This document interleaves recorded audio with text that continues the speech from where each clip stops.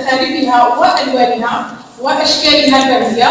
عادات تقاليد المنطقه واساطير ويومياتهم وممارساتهم متجذره عبر العصور وطقوسهم خاصه بجلب الخير والبركه والفأل الحسنه.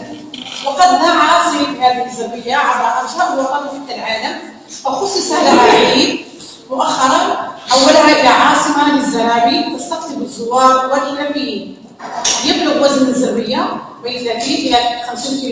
كيلوغرام، تعتمد في قياسها بالذراع او ادوات القياس الحديثه. لقد استطاعت هذه الزربيه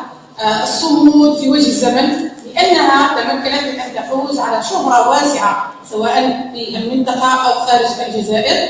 بنقوشها والوانها المميزه بها فقط ودقه حياكتها، فحصدت جوائز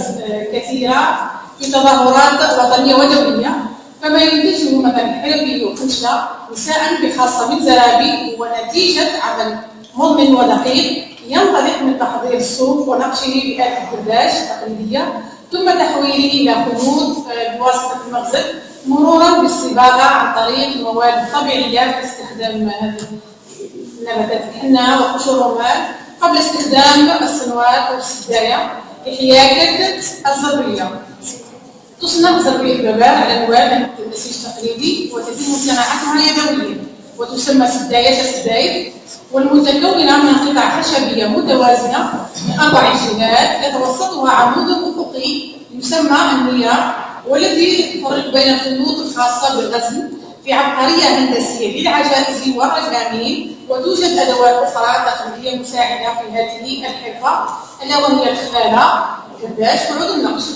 ايضا يكون اختيار الالوان يكون بالاحمر والاسود والاصفر باستخراجها من النباتات الطبيعيه وذلك بمزج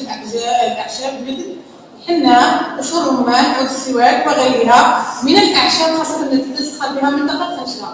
معروفه بالمنطقه غابيه وفي احياء اخرى معروفه لدى النساجين بالمنطقه التي تكون عباره عن خليط كيميائي وتقليدي، وكثيرا ما تستعمل ايضا في صباغه الصوف الخاص بنسج